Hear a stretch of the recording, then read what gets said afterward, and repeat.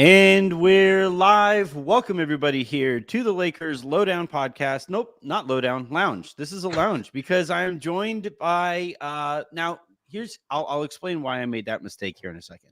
But I am joined by Harrison Fagan. This is the Lakers Lounge podcast. I am the Lakers insider for still can't quite say that yet. I haven't gotten the contract signed yet. But that information is coming soon. And I'm joined by Harrison Fagan, who is the head honcho of head honchos at SB Nation. Is that the right title? Yeah, that's correct term. Yeah, I am in charge of all of SB Nation. Is the job title. Congratulations. Good job. Thank you. Yeah, new promotion just hit today. I think Twitter is still upset at the fact that like they can't say that you're the reason for all of my employment. That like, yeah, I mean, unless I have really good, I mean, who knows? They'll expose like that I'm like best friends with the CEO of Odyssey or something like that. There are connections they could try and find. Oh man, that might be true. Well, it was fun while it lasted. Today on the show, we're going to. You can't beat the Nepo baby allegations. It's okay. Or I guess you'd be like Nepo adult friend. Like it's like Nepo older friend. It would be like a crony baby. Like cronyism baby. There you go. All right. Honorary Rambi. So I heard that wrong for a second, and I thought you called me an honorary rabbi, and I was like, "Wow, that's." I don't think I have quite enough of that blood to declare that for you. I just started watching. What was it? It's I think nobody wants this show. Yeah, my mom was watching that. Yeah. I just started watching that with Jen, and I like to picture. Did you watch the OC? No. All right, so I grew up in the OC. I just walked outside. That's what walking outside was for me. I was in the OC. I didn't have to watch it on TV. The OC was probably a little before your time, right? Like, yeah, just a the little. OC came out while I was like right before I was sort of old enough to watch it. Yeah. Well, so in the OC, probably the most popular character, at least for a while, was played by this guy named Adam Brody, who was in that Nobody Asked for This show. And in the OC, Adam Brody's character, Seth, is raised by a Jewish father and a Christian mother. And so it winds up like leading to Christmaka, which is like this kind of viral holiday that he created and stuff like that. But I love to envision Seth growing up, becoming a rabbi and appearing on Nobody Asked for This. And this is just a continuation of his life. I love the idea of it. That's how I watch the show. Sequel series. Now I just need him to run into Ryan Atwood, who is currently an architect somewhere, and then we just continue it going that way. But shock you, I have no idea who that is. It's the main character from the OC. Oh, okay. Mm-hmm. It would probably make that show more popular if they did that, like a lot more popular, because the OC was Netflix. Get it, Anthony. Give him a job that I can't. Well, I guess now I got you that job too, because I told them to get at you. So that's a good point. Man.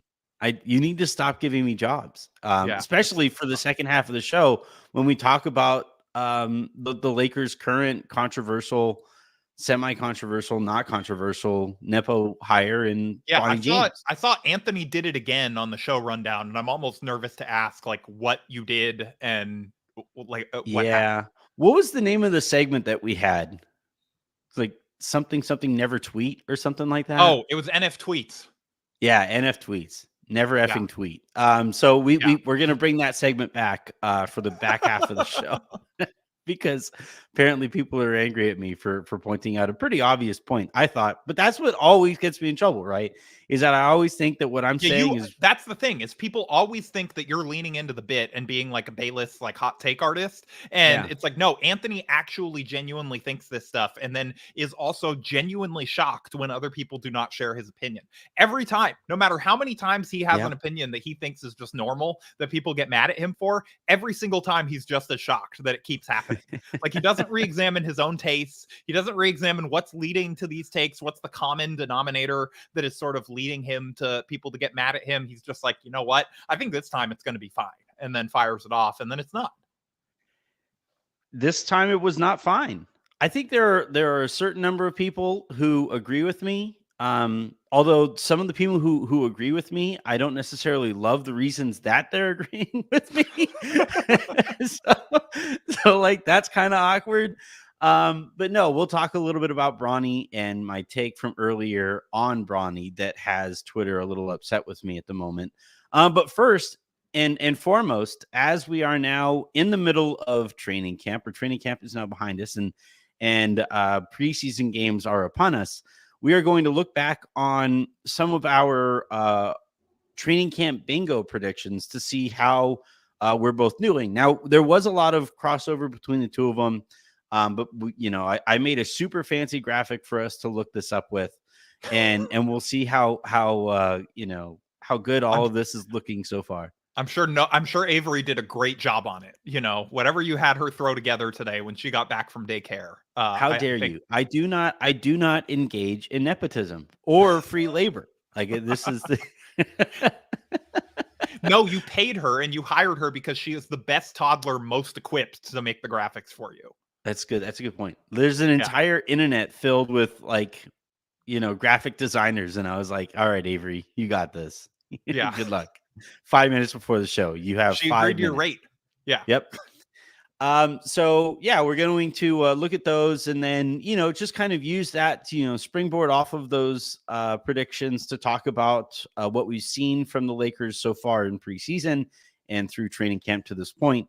And then, like I said earlier, we will talk about LeBron James and Bronny and why I've found some of all of this a little weird. But yeah, let's start with our bingo cards, which again, super fancy graphic in 3, 2, 1, boom.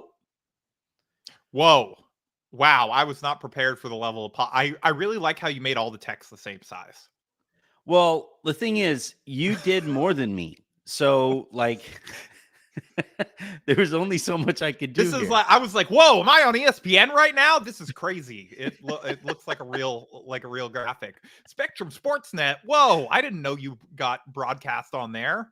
It would be so funny if this was just like a slight reminder that I'm the host, so therefore my text has to be just a little bit bigger than yours. Just got to slightly alpha me. It's the Lakers Lounge with Anthony Irwin featuring Harrison Fagan, But as you guys can see it there, Harrison has, let's see, JJ Redick's offense is revolutionary, like nothing the players have ever seen, based on D'Angelo Russell's. Yeah, I think I get that one. I think you got, yeah, I think that's all a good the guys, one. I mean, maybe I was like slightly off on offense, but all of them are talking about how incredibly organized he is and how he's like bringing concepts they've never seen before. So I think I got that one. God bless Raj, because he like takes it personal when anybody links that kind of praise back to Darvin in saying that, they maybe are speaking about how unorganized Darvin was and stuff like that. And Raj is like, no, it could just be praise. It could just be praise. And I'm like, nah, I think that's actually. Oh, Raj. My first one was Center X is really improving. He just might start. It really says something that Jackson Hayes has not impressed enough to get this. Right. I mean, it's like one of these things where maybe they just don't feel the need to leak it because it's like, who else is he going to push? Christian Wood's not playing, it's like, wow, Jackson Hayes really been killing it against Colin Castleton in the scrimmages. Yeah, the names, like they're self-aware enough to be like, these names are too depressing. Let's just also because they're, it's I would imagine if they're actually scrimmaging, then Jackson Hayes is scrimmaging against AD. So it's like, yeah, like no wonder he hasn't stood out. Like AD's swatting him every time he tries to go to the rim. Like that would suck, right? He's got like Bronny throwing him a lob pass 4 feet to the left, and then AD just like intercepting it. That's got to be like one of the worst jobs in the world, is backup to all-time great player in a professional sport, right? I guess Your most plus specifically minus is going to be basketball. terrible no matter how well you play that night. It's just going to be awful because the best player on the team is taking your place when they come in. Yeah, I'm trying to think of like, because in baseball it doesn't quite work like this. Like if you're the second in the rotation, it's not like you have to face the ace of the pitchers don't hit. In football, they have scout teams, so you don't normally have, and even there, like if you're the second running back, you don't have to tackle the first string running back. In basketball, though, like if you are scrimmaging, you have to go against LeBron, you have to go against Kobe, and then anytime you come into the game, you're coming on as they're going off, and nobody's happy to see you. Yeah, I think like back up to all-time great player on an NBA team might be like a top 3 worst job that you can have in professional sports. It's going to depend on how far out you extend the definition of professional sports. I would still say like advanced video room scout, probably a lot worse than that. Like I think there's worse jobs than making like $2 million to be like not the best player on your team. Yeah, I guess that's true. I mean, the salary, the like salary, the guy who has to wear the mascot suit, like that's probably fun sometimes, but it also probably smells terrible in there. Like I'd rather be Jackson. I'd rather be like Jackson Hayes' job. I kind of. It just reminded me like scout for the Lakers would be tough, but then it's like, oh wait, they don't have any. Whoops. Well, no, they have like one. So it's got to do like triple the work of the guys at the other teams. He's like in charge of the entire world. Yeah. Like also college. has to book the travel. Yep. All right, let's go back to this super fancy graphic here to see where we pick up where we left off. Anthony Davis is taking a more vocal leadership role. He's the second oldest Laker. Was yours? I don't think I've seen too much of that. Like, no, I haven't either. I think they realized that we've been making fun of them for like 5 years, and they decided not to do it. And as you guys can see, I had the same one too. Yeah. Huh? Yeah, you had the same one. Yeah, it was one of those. It used to be a free space, but now it's like, yeah, all right, everybody gets it. Yeah. Bronny is impressing the vets with his hustle in camp. And then my version of that one was Bronny just might get minutes. I kind of feel like we're heading towards my version of it because the Lakers so clearly want LeBron and Bronny to have their moments on a court in the regular season. So I don't know if I necessarily get the check mark there, but I feel like we're heading towards it. I feel like, yeah, I think we were both like get like half credit because it does seem like they're playing him a fair amount. Everyone's been complimentary when he's played, but we haven't gotten like the anonymous report of like, wow, Bronny's really killing it, but in these behind the scenes scrimmages. Yep. Your next one was Austin Reeves has added 15 pounds of muscle.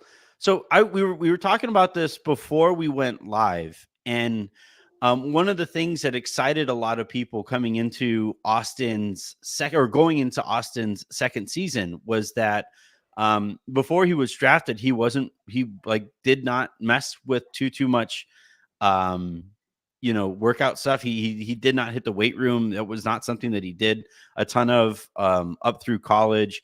And the thought was that that leaves nothing but potential now that he gets to the NBA. Unfortunately, we're just not quite seeing it. We're he looks a little bit bigger, he's but looked good. I think he took advantage of the offseason to sort of like get himself in the right shape for him, but it's not like muscle watch shape where, you have like, we were joking about this before we went on air, but Grayson Allen, I think, set the new record for #muscle watch by claiming he put on 35 pounds of muscle. We didn't get anything like that with Austin. He looks like he's got his legs under him. Looks like he had like a nice, like restful offseason. He's ready to go. He was able to hit the gym, all that stuff, but yeah, not 15 pounds of muscle. Yeah, I still think that'll take a little bit of time for somebody to go from not lifting at all to doing that, for the first time. And not like the concern that you have, especially for a shooter, is you don't want to become muscle bound as a shooter. That can affect somebody's jumper. Like if you ever watch Dwight Howard shoot free throws, he literally couldn't extend his arm all the way. And part of the reason for that was like his biceps. I had a buddy who like wound up becoming a professional bodybuilder, and his arms didn't extend all the way out because of like his bicep muscle was just like too taut all the time. And I kind of like when I watched Dwight Howard shoot, that's kind of what it reminded me of, was this guy's just like too ripped to shoot, which is on one hand, a really funny thing to say about a basketball player, but also on another hand, an incredible compliment. Like, I think if there was any reason for me to not be good at shooting, I think that's the one I would prefer. Yeah, it's like I'm too buff. Sorry. But I mean, why would that apply to Austin? I thought you said that would like affect shooters. He's not a shooter? You don't have him as a shooter? 36.8% last year. I don't know. Whoa. Could the muscles have made it worse? I don't know. I'm just saying, like. I mean, I watched him shoot so far that he hasn't exactly lit the world on fire this year either. I'm just saying, maybe it'll help. You never know. All right, Austin, stop lifting. Just give it up. All right, the next one here is you have Jalen Hood-Schifino was there. Got it. I got that one. He is there. We've gotten multiple reports that he has been at camp. Oh man. I don't know if you watched last night's show, but Raj and I were live during the end of the game when Jalen was in. And I think he finished with like a minus 18 on the night in plus minus. And Phoenix was just about capping off a run that took them from down 17 to they wound up winning the game. And Raj like looked at the score. He's like, what the hell? It's a 1-point game. And I go, yeah, but hey, good news is Jalen just had an and one. He's like, oh, cool. Wait. like he caught himself realizing what his priorities were in that moment. It was a great personal, like amazingly honest moment. I want JHS to be good for Raj, as much as anything. But yeah, I don't. It's just preseason, but I'm not seeing it yet. No, the end of that rotation or the end of the roster is rough, man. Yeah. Maxwell Lewis is not good. Bronny is Bronny. Yeah. Jalen doesn't look great either. I don't think Maxwell Lewis is going to be an NBA player at this point. I would be pretty floored. No, he's got to have like, it's insane to watch somebody's basketball instincts get worse later in their career. It's crazy to watch Maxwell Lewis play basketball. I'd prefer never to have to do it again.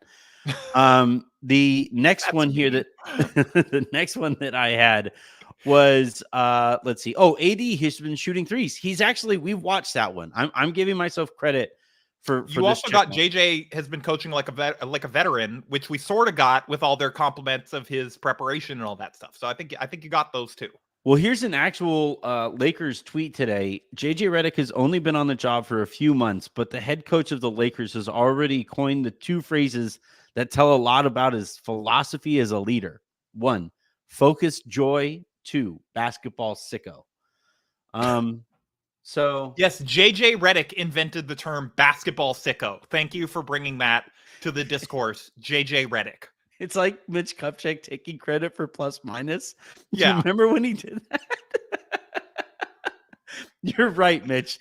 No team to this point has ever thought of charting the score while players were on the court. It's extremely advanced analytic. Yes.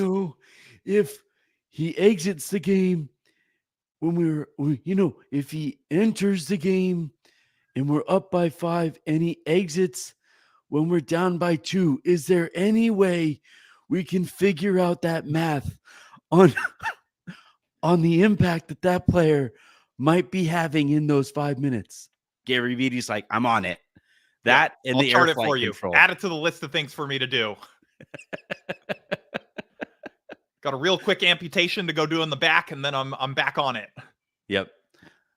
Stephen W. points out that Steph has put on a lot of muscle and that you have to shoot after you lift. Kobe got stronger throughout his career. Many good shooters do. No, Kobe did famously, though, put on a bunch of weight one off season and then drop it because he felt like it was messing with his shot.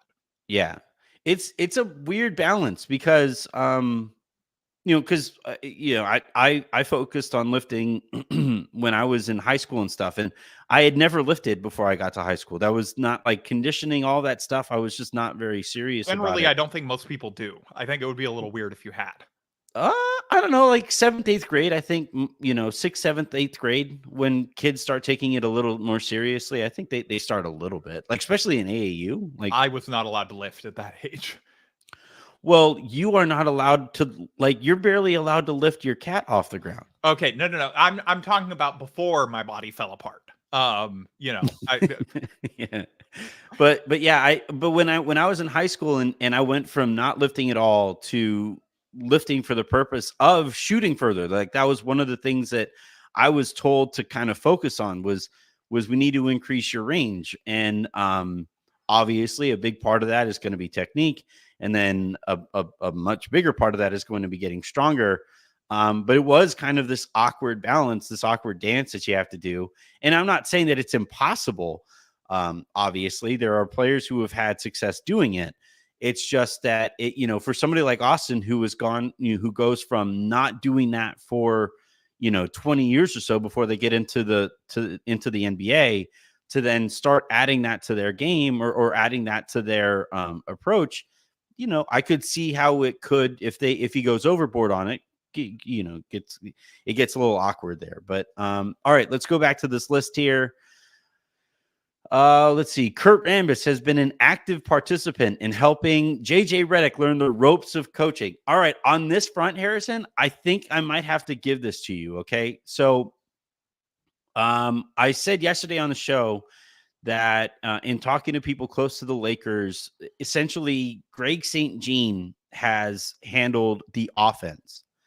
And then if you go back to the stuff that I reported as the Lakers were building out their coaching staff, Greg St. Jean was almost like handpicked by Kurt Rambis. That was very much a Kurt Rambis hire. Yeah. So we're like, I know A plus B doesn't always I equal think this C is here. more of the Lakers are self-aware enough to not leak that Kurt Rambis is helping JJ Redick. Like they've gained enough self-awareness to be like, this is not going to make people view this situation positively, even if we feel like it is positive. I don't think. Yeah, maybe that's true. But yeah, so your phrasing, yeah, Kurt Rambis has been an active participant in helping JJ Redick. Oh, I said Kurt has taken a leadership role with JJ. But I think we joked that at some point we would get the opposite. That like Kurt is like he's been on vacation all through training camp. He has nothing to do with this. My next one here, Rui has been a wrecking ball. This makes me nervous. Because I went back and I watched some of his minutes or most of his minutes to this point in preseason. And the fact that we haven't heard more about how great Rui has been, and given what we've seen from him as the focus has been on doing a few more of the little things, especially with that starting unit that obviously has scoring covered. It's really early. I'm not freaking out, but we need to see a lot more in short order from Rui. Like this I think he gets like another week of camp to tweak his approach here, but I am not thrilled with what I've seen so far from him. The fact that JJ has felt the need to mention in basically every single interview that he's talked to Rui about crashing the glass more is like, it feels like straight out of the Phil Jackson, like it's like a less passive aggressive way of like, I'm mentioning this a lot so that other people talk about it so that you feel pressured to do it. And it feels like maybe it's not working. You have Rui walking into JJ's offense like, look what these haters are saying about. Yeah, they're like, well, because JJ was mentioning all summer about, we're gonna have Rui, crashing from the short corner. This is a way to do it. Like, didn't Rui come in on the first day of camp and be like, yeah, we just talked for the first time. It was nice. Seems okay. Yeah, I think he did. I mean, he's playing like he did. You know, Yeah. like, um, I I'm don't willing to give know. him a little more than a week, but I've always Another had a week. little more patience than you. It's a few weeks now, so Been like like, 1 week since they started camp. well, I mean, look, these are not like these are not soul crushing like epiphanies that we're asking It is Rui to changing his have. habits as a basketball player. Yeah. I do think that sometimes that stuff can take time to become second nature for you out there in the and also, again, we got to see them play regular season games. Like, I would not be surprised even if Rui was going to be like a glass beast this year compared to previous standards. Like, if he was not exactly like, I'm going to throw my body around in the preseason to get every single one of these boards. Yeah. Although, like, given the coach's Jackson Hayes, clear, though, he's going to throw his body around in the I think he might have set a record for most time hitting the floor last night in a preseason game. who's that? Jackson Hayes. Oh, this is my point though, right? Like, he knows what's going to get him onto the court and keep him there. And Rui, it's Well, so kind of does like Rui, it's a flashing the version of LA like sign to the what photographers as you're walking off the court. I all right, Jackson, start doing more of that. But no, and then I guess also, nah, I won't make the joke I was going to make.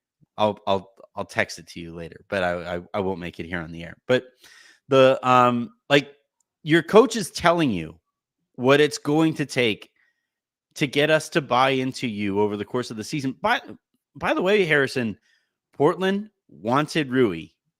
Like, Rui was the name that Portland was asking for in the Jeremy Grant trade stuff.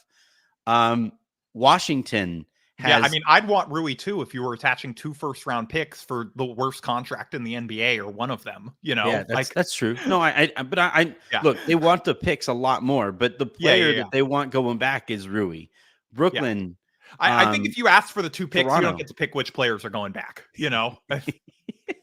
If you're getting 2 picks for Jeremy Grant, you could have the Russell Westbrook contract expiring, like going back for I all don't I think care. they'll get two for it. I No, don't there's think. no way. There's no chance. Yeah. But yeah, I guess my point here with Rui is that, like, your coach is telling you what it's going to take to be seen as like the bona fide fifth starter and somebody who would be very, very difficult to trade when the time comes to start those conversations with Rob. And I don't know, if I were Rui, I would overemphasize it in camp and try to make that, because that's how you form habits, right? Is you overemphasize. Like, if you suck at punctuality and all of a sudden, like, you're trying to fix that about yourself, you don't start showing up exactly on time. You start showing up 5-10 minutes beforehand, or you schedule it out so that you could start showing up 5 or 10 minutes before whenever you need to be there, so that, like, if you do kind of take a step back, it makes you on time. Whereas, like, for Rui, if he's like barely like skating by in terms of increased energy on the offensive rebounds and attentiveness on defense and stuff like that, if he is just doing barely enough now, when he regresses in the season, or because it's going to happen whenever he regresses, it's going to be like, oh shit, it's the same old Rui again.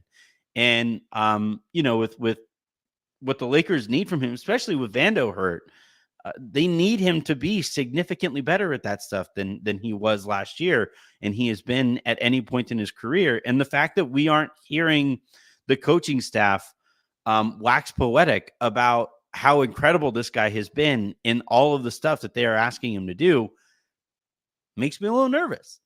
Yeah, it does. It's at least worth noting and being like, I'm going to keep an eye on this. Yeah, We haven't heard a whole lot of, wow, Rui's really been doing exactly what we've been asking and killing it in camp so far. Plenty of LA signs though. Yeah, and his jersey number strikes all the right chords. Leads the team in them. All right, so the next one here is LeBron is planning to play more of an off-ball role. This should have been a free square. This is the, you nailed this one. We've gotten a ton of it already. We've heard a lot It's the about it. SpongeBob all reliable meme. It's like Yeah. LeBron wants a more off-ball role this year. Yep, absolutely. That is the 100% a great call on your part.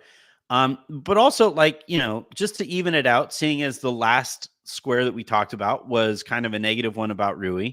I'll give you guys a positive note that I've seen and that I've noticed in camp and in the preseason games so far. I think the Lakers are they are making more of a concerted effort to get Anthony Davis and LeBron James the ball against a defense in flux. Yes. More so than they did under Frank, more so that they did under Darvin. And like, this is exactly what JJ talked about. He didn't say, like, when I just noticed last Go night ahead. what stood out to me was how many times AD was catching the ball on the move, Yes. even for like dribble handoffs and stuff. He was getting the ball and they were forcing the defense to guard him, to move around, to make a decision. Yeah. Well, and that stuff, like, that stuff matters so much. And because you watch, last year the Lakers tended to open up their Raj pointed this out last night in the post game show, but the Lakers tended to open games up with like a stationary post up for Anthony Davis, and if the team sent a double, then the Lakers would flash somebody to the middle and then either hit the cutter, or they would AD would skip the ball to the opposite side, and you would hopefully do a whip around, cross court pass, corner shooter type of opportunity. And that was like generally how the Lakers opened games up. But it featured AD kind of standing still, LeBron kind of standing still. And for that to be your like meat and potatoes, open a game up with it just set a perfect tone for how Darvin implemented LeBron and AD. And, I'm watching the Lakers they throw so many pocket passes. Like, it is astounding how many pocket passes they're throwing. And in my opinion, the pocket passes is, I think, like the second most dangerous pass that you can throw on a basketball court. The first being a lob, because generally speaking, if you're throwing a lob, that's going to be 2 points. But you got a pretty good sense it's going to end up in the basket. Yeah. Yeah. And but for unless the pocket Danny pass, Green, then you have no idea where it's going. Danny Green or KCP, that's like 50-50 at best. It's Danny Green's lobs. Think of the targets that he had. He had JaVale, Dwight, and a few years younger Anthony Davis, and he was still Danny Green was great at setting up highlight plays. Okay, he wasn't great at setting up a play, but it would make a highlight if they finished it up. Yeah. But like, you watch the Lakers offense, and it's so many of these pocket passes, and specifically pocket passes to Anthony Davis and pocket passes to LeBron.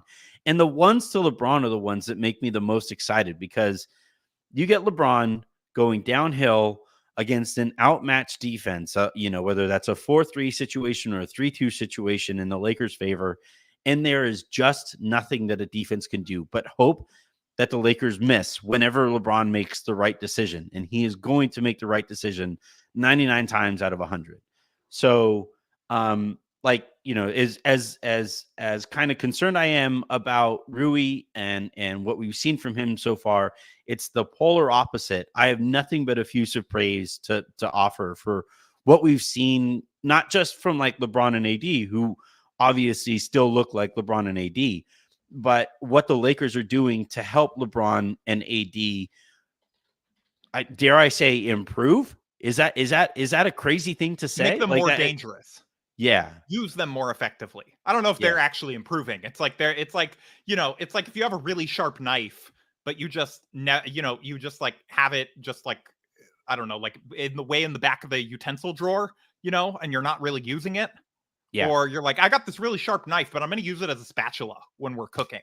Like, it's like, yeah, I mean, it'll probably get the job done. Like, you could flip a burger with a knife depending on the size, whatever. Yeah. But it's like, if you start using that knife to chop, it's going to be a lot more effective. That's you know what? I'm going to make that a clip. I'm going to turn LeBron and AD into a spatula.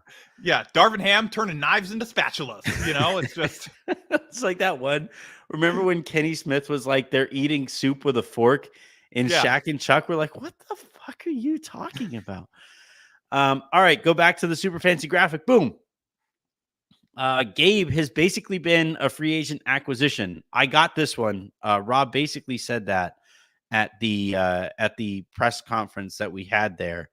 I did say Gabe is pushing D'Lo for starting point guard, which it doesn't seem like we're going to get. So I think I missed that one. Yeah. How do you feel about Gabe so far? I do think he's genuinely a really, really good, solid defender that is going to help them this year. Obviously, I don't know exactly what he shot in the preseason so far. It doesn't seem like very many of them have went in on my eye test. But he's a guy, he's going to help. The difference between Gabe Vincent doesn't have to be like, the idea that he was the difference between the Lakers being a contender last year and not when he was hurt was like, that's like crazy. Like, this is stuff that we leak when things aren't going well. And, we're trying to make excuses for why they're not or whatever. But the idea that Gabe Vincent, can't be a better, like guard option than like Cam Reddish at the 2 or something like that is, like, he can certainly improve upon that and, give the team more depth and more options in their backcourt and just like another capable guy. Even if he's not hitting all his shots, like, he's going to be able to be a disruptive defensively at times. Yes, he is a little small, but he's strong. He navigates screens well. Like, the Lisano Gabe thing is a little bit of a bit, but also like, I do think he's genuinely a good basketball player. Yeah, I think he'll be helpful. I don't think he's as helpful as I think the Lakers were hoping. I think they got I a agree. little. I think he's not as good as probably what they were hoping for. Yeah, I think they got a little bamboozled by the playoff run that Gabe went on right before they signed him. And look, like, but he's that doesn't capable. mean Like, he still won't be helpful. It's not an albatross contract. He's a fine backup guard. I do think, though, at some point this year, the Lakers are going to have to move one of either him or Jalen Hood-Schifino, because they just have too many guards. Like, this was another one that I pointed that out during the first game that they played, because they had 4 guards out there, and people were like, well, it's because they have, Anthony Davis didn't play and Christian Wood is hurt and LeBron isn't playing. They have to play all these guards. And it's like, they don't. Like, you don't have to build your roster with 5 guards, 7 guards. I'm just going to say, based on what we've seen so far, not sure they're going to be sending out Gabe to clear the way for JHS in the rotation. I'm going to be honest. Don't know that they're probably going to be there yet. Probably a good thing. It's tough though, because you're trading essentially a first round or an actual first round pick at basement price when he's still young enough to potentially turn it around. It's going to be a tricky negotiation there, if and when they choose between Gabe and his expiring contract, or like, that's the reason I think Gabe would actually be sent out, right? Or does he? I think he still has a player option at the end of this. I think he has, Gabe Vincent contract. Signed a 3-year, $33 million contract I think it's a player option on the final year, but it might just be straight guaranteed. I don't remember. But usually the Lakers give a player option whenever they can. So it is not. It is just it just expires after next season. Oh, okay. Hey, look at Rob negotiating win. Well, I mean, he did give him an extra year. But it's not Gabe's choice. He doesn't get to hold them over the fire in free agency or whatever. Yeah, I guess that's true. I'm Rob Pelinka did not hand out a player option like candy. I'm calling that a win. That's fair. That is fair. The Rob in my head would have given a 4th-year player option and had the first 3 years guaranteed. He's doing the dual player option. Surprised. He's gonna start inventing multi-year player options where, like, all right, you came back on the first one. Are you sure you want to stick around for next year too? We're giving out a max contract, and all 4 years after the first one are player options. Yeah. It's an "Are you sure" contract is what it's going to be called. You sure? That's like LeBron's dream contract. It's just like, he doesn't have to do the whole extend every, opt out and extend every summer. He just gets the 5-year deal, but it's just 5 player options. There are 4 player options on the back. All right. So the next one here, Dalton Connect hasn't missed. We've seen him miss one let's see. Jared Vanderbilt is progressing, but also not playing. He also stopped asking. I think you got that one. I I'm think I going to give got you that credit. one. You completely skipped over my Dalton one, which is he's one of the best shooters they've ever seen, number 8. Oh, there it And is. I think I get that one. The guys have really been raving about his shot. I mean, if JJ Redick goes on the low post, RIP, and says that he's a 99th percentile shooter, and that's JJ Redick talking about him, Yeah. I think that counts. I will say JJ Redick has gone to the Rob Pelinka camp of overpraise. Like he's learning a lot on the job, but he has nailed the Rob Pelinka like overselling of his guys. Yeah. He doesn't seem like a coach that's going to blast anyone in public. Although I will say he did say that the team did not do as well at some specific thing as he would have liked, and then they did get better at it the next game. So, I'm fine with you not like teeing off on guys in press conferences as long as you're actually coaching. And it does seem like he's actually emphasizing the things. He's just not like, hey, it's this guy's fault. It's, hey, we as a team did not do this and we need to get better at it. Yeah, I could eventually see him, calling somebody out. I don't think so. Point. He's going to call out a reporter before he calls out a player. Actually, he already has. So, Yeah, I mean I definitely think he's going to go at the beat guys a ton. That's going to happen a lot, but I do think though that like he's I'm saying this in a complimentary way. He's an asshole. Yeah. And like I think that's a necessary quality in coaching. And I do think sometimes, that involves, it won't be about LeBron, it won't be about Anthony Davis, but zero chance. Max, I could see it about Max. I could see it about won't be about Bronny. Probably not, no. but I could see it about, maybe Austin gets a little of that too, I wonder, we should start, what we should just start doing?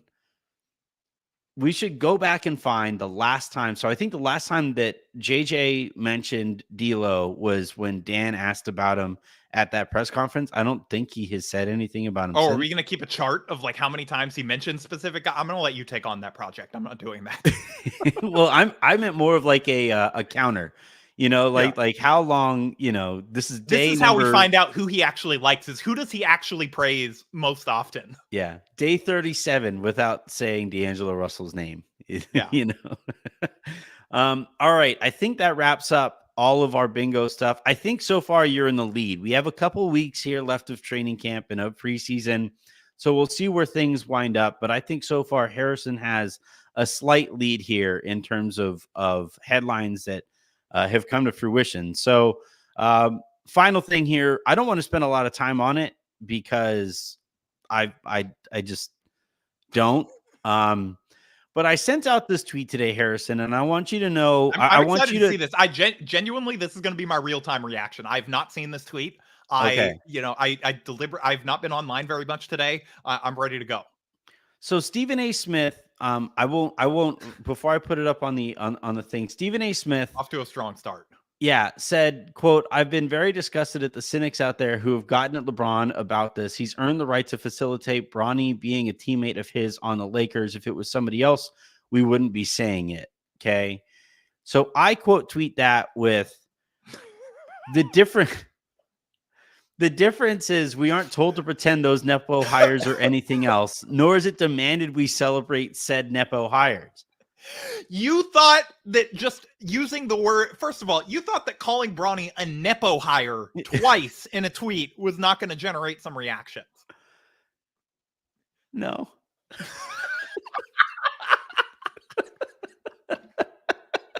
Oh, I love you so much. There's nobody doing it like this guy. He's like, maybe the most popular NBA player, like probably the most popular NBA player since Jordan, if not ever. I'm just going to call his son a Nepo hire twice in a tweet. The guy who invented fans following a player around from team to team, and like guys like just latch on to sort of the cult of personality around this dude. I'm just gonna slander his son on this like Monday morning when Stephen A. Smith is basically just saying like, don't be mean to him. I'm gonna do the exact opposite. So here's my thing though, and this is why I what you say about me is a zillion percent true. I actually feel the way, like, this isn't me asking for clicks. I haven't enjoyed today while people are calling me any number of R words. What's that? Yeah. You didn't put a Substack link below it and be like, hey, if you want to hear my full thoughts, you gotta pay me here, whatever. Yeah. Like, this was your real thought. You gave this away to the internet for free. There's like no benefit to you tweeting this and having everybody be mad at you. None whatsoever. No benefit at all. And like people are saying, like, I'm upset over Bronny and all this. I'm not upset over Bronny playing. Like, I'm really, really not. My only thing is, and this is where like I legitimately am surprised at the response to some of this. Anybody who has watched Bronny to this point, whether it be in Summer League, whether it be in the games so far, whether it be even at USC, there is not a single person, I think, who has watched him play who would honestly say that this guy is ready to be in the NBA right now. Right? I mean, ready for a rotation role, certainly not. Well, I don't think he's. I mean, there's lots of Maxwell Lewis got drafted in, to be in the end. Like, he's an NBA player that was drafted, and like he's not good, and is probably not ever going to be good. And we aren't like scrutinizing him to this degree. It's like sometimes teams. Pretty mean to Maxwell Lewis. I mean, you are, but I mean, in general, like the general like Stephen A. Smith doesn't even know who that is. Like he's never like. Well, all I'm saying though is that like I don't. If I'm not saying that, like, to be clear, I'm not saying that you or Lakers fans can't be mad that the Lakers used a roster spot on a project when they already had 2 project guards that probably aren't going to play on the, like, in a vacuum. There are actual basketball reasons to like not be happy about this, but it's like just Bronny in and of himself. To me, he doesn't look any fringier than other fringe prospects that developmental prospects that I think he does. I think I think you can see pretty far back. You can see some tools there on defense and stuff like that. Like, you can see he's athletic. He moves pretty well. Like, he guards pretty well one-on-one. I think, again, there's things to look at there. Again, some of this is probably a Rorschach test of like, how you want to view him and like how you might be predisposed to view him to some degree. I can see a little bit there I can see why the Lakers would take a chance on this guy, even outside of the LeBron thing. I don't think he would be in a position to have a chance taken on him if not he for would the be LeBron. At best a two-way guy, if not for LeBron. And like, because all right, so one of the popular stances to take right now is that this version of nepotism, because it is at least somewhat a nepotism hire, right? I think if your dad is involved in getting you a job, I think it's fair to call it at least a little bit nepotism. Yeah. And so like essentially the take that I keep seeing out there is that like minority nepotism is somehow okay. And I'm just not comfortable going that far. And I say that as somebody who is a minority. I'm a Mexican guy who owns a business, who one day could hand that business off to my kids. I could do that, but I'm not going to. Like, I don't plan on doing that. For one thing, I don't want my kids anywhere near the noise that I get on a day like today. Like, I don't want them near the abuse that we get in this industry. Good on that. I don't want my kids to experience anything on that. And then too, if they do show an interest in it, I want them to go through the proper training and all that stuff so that if they do enter this industry and if they do work even on this channel one day, I'm realizing that Avery's voice is going to be the last thing people hear on this. Look, man, I'm just saying, again, not to compare you to LeBron or anything like that, but yeah, it's like, it's not like, you can say all the stuff about wanting to make sure your kids took the proper steps and got the proper training and did whatever on merit. But like, isn't that exactly what Bronny did? He went to, like a top high school. He was considered, probably on most people's first round board. He was at least on the ESPN first round board before the Hart episode. And then he went to a high level college where he was supposed to play. He had like a sort of unprecedented cardiac event, or completely unexpected at the very least, came back to play, didn't look the best, but like that's the type of guy, these guys who like have, again, not to be too like transactional or cold about it, but guys who are like first round prospects and then get hurt and maybe either don't play well or don't play at all, they get drafted in the second round as a flyer all the time. Yeah, and I want to be absolutely clear. I'm separating the nepotism aspect of this and like the cool family story of this because it is undeniably cool. It was genuinely really cool to see like James and James Jr. next to each other, just from like a human level, to see that on a battle. It's just like, it's something we've never seen before and probably will never see again. I mean, I guess it depends on how early Wemby has kids, but it's but like I that got to start planning, I get it. I get it. But I do think the attention is a little outsized, and I do think there's this extra step that I notice in that if I offer any scrutiny of the situation whatsoever, I am told I am X, Y, and Z. And that's where like I'm not comfortable being told how to feel about this thing when, again, I am anti-nepotism. Like I think everyone is entitled to feel however they want about it, but I think that you also have to acknowledge the other side, that the other side probably has some points too, and that there are legitimate. There's no objectively right stance here. Yeah, we don't know. Like, it could turn out that he's terrible, but there's guys that get taken 55 that are terrible all the time. It's like, you could maybe argue in retrospect, if that's what ends up coming to pass, it's like, well, clearly they shouldn't have taken this guy. Look at all sort of the red flags, like going into it or whatever. And like, this was clearly influenced by LeBron and they wanted the story and all that. And it's like, yeah, sure. Like, hindsight being 2020, you could certainly say that maybe the odds of him busting were higher than most 55th picks. But the flip side of that is he's the son of maybe the greatest player of all time, who was like a fringe first round prospect. Like, those guys with that sort of resume get taken as a flyer in the draft all the time. And it doesn't always work out, but people do try to, like, how many times have we seen teams take the less talented brother of a guy like way too high in the draft, just because, not because they think that they're going to lure that brother there to play or whatever, but they're like, Keegan Murray, he's really good. Like I had somebody say, well, if these other teams were interested in Bronny too, why would the Lakers taking him bug you? And I'm like, well, LeBron was a free agent. Like, those teams had ulterior motives too. No, look, my own, like my thought track on here is relatively simple. I don't think he's an NBA player right now. I think he would be better served being at USC, taking another year to develop, actually getting to play, because he played his freshman year right off of that heart incident. Yeah. And so, like, I thought, and I still think, that what was best for him was to, stay at USC. You can keep getting paid there too, by the way. And you focus on developing there. And then if you went into the draft next year or whatever, if you're more ready then than he would be, then when we get this moment, or in that situation, if we got that moment where LeBron and Bronny share the court together, then it would feel a little bit more earned. And then you don't have the notions of nepotism here.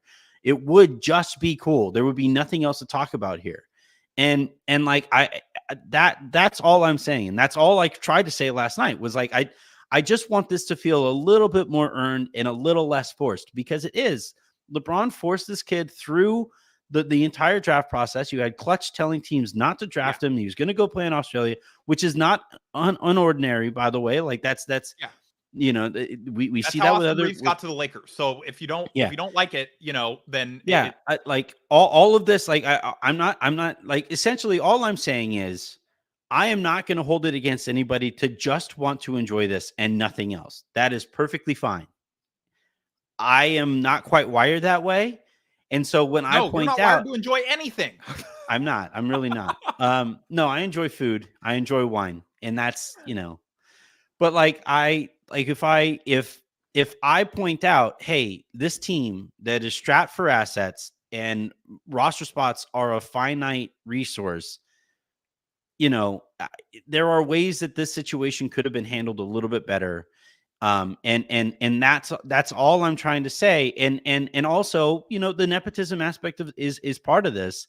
And to the people who keep saying that like minority nepotism is more okay because white nepotism has taken place forever, I'm just like, well, what's if the point, if anytime we make any kind of progress, we go right back to the same exact practices that we wanted the progress to move away from, then we aren't actually going to be making any progress here. And so like those are the only points that I'm making here. And like 85-90% of me did just enjoy that moment last night. It was honestly the reaction to the moment that kind of tweaked me more than the moment itself. Yeah.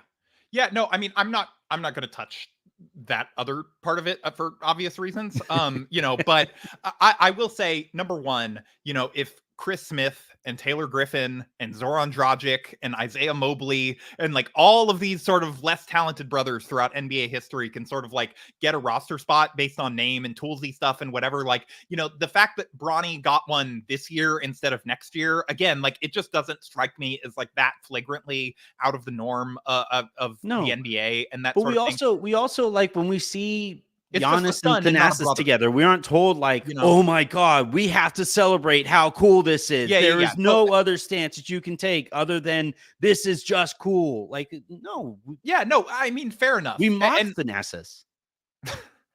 Well, I think originally people were like sort of treated him with like a degree of legitimacy just because of the name and everything. And then now it's like, now that they've seen him play enough times, it's like, oh wow, yeah, he's not very good. But what if that happens with Bronny Harrison? Like it could happen. And it sort of, it would change like the way that this story feels probably for some people for sure. But I think as of right now, I can't get myself there.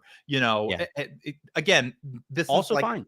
Yeah, this is a developmental prospect, and they're not treating him like anything other than that for the most part. You could say like, yes, they've definitely been trying to get him a little bit more in the preseason than maybe other guys of his stature would be and stuff like that. But I don't think that he's actually going to be in the rotation to start the season. JJ has talked openly about how often he's going to be in the G League. This is a guy that it's just like when they took JHS or Maxwell Lewis last year, and they spent most of their time around South Bay.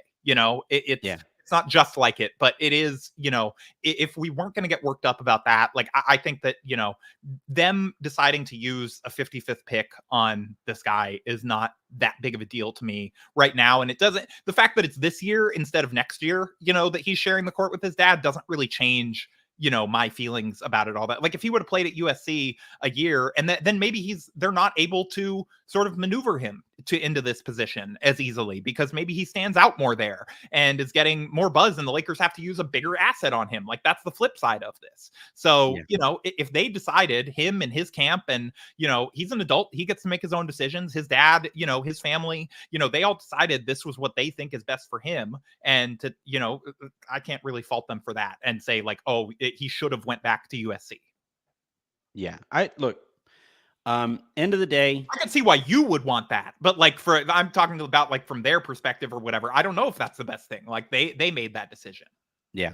And we'll see. And we'll see how it all turns out. And be like, oh, there's no nepotism, nothing to see here, whatever. It's just like, as nepotism go, it's not even like, I think like a top 5 most offensive use of nepotism in Lakers history. And so it's like, fair. I'm not, well, that's the thing though, is that like, because that's the other thing that I've been getting in my mentions all day today is that like, how dare you point out this nepotism and never mention who have gotten a Lakers job based on their name? I'm just saying, like, oh, I know, but that's the thing though, Harrison, is that like people are acting as if I don't point out that stuff.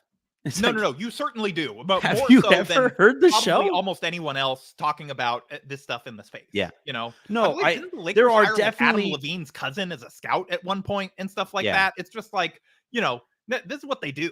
No, I think there are definitely bad faith actors who are like drawing the line at this nepotism being the one that really, really pisses them off. And that is certainly a dog whistle. Like and by the way, like I'm just gonna, notice what has been going on in my mentions.